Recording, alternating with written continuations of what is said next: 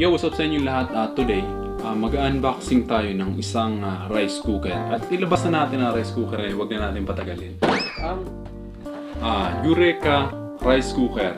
Meron siyang 1.8 liters. Lalabas na natin siya para makita nyo na rin. So, yan siya.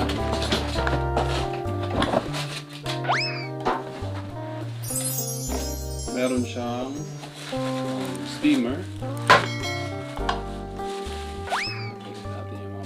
Yan.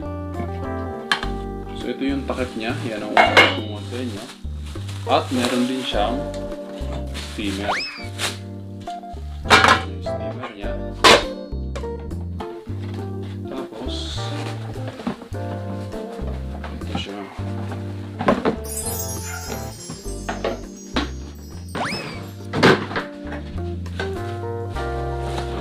So meron siyang kasamang warranty card, tapos manual. Meron din siyang power cord.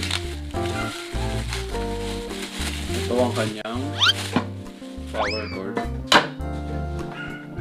at cups. At meron din siyang kutsara, pansandok.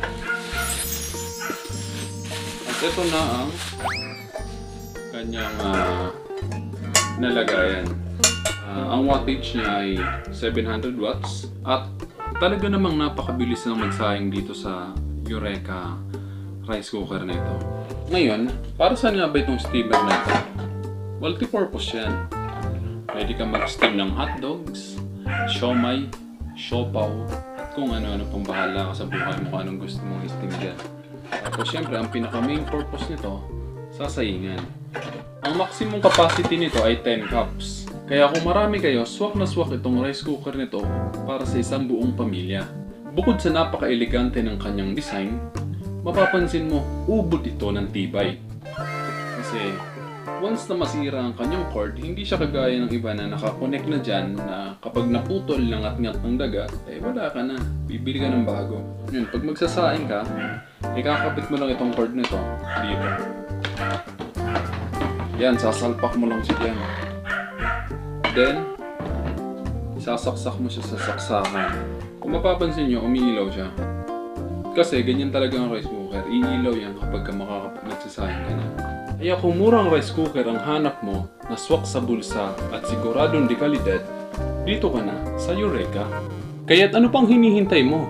Takbo na sa pinakamalapit na appliance store. Hanapin ang Eureka Appliances. At ngayong nakapagsaing ka na, pwede mo na akong ulamin.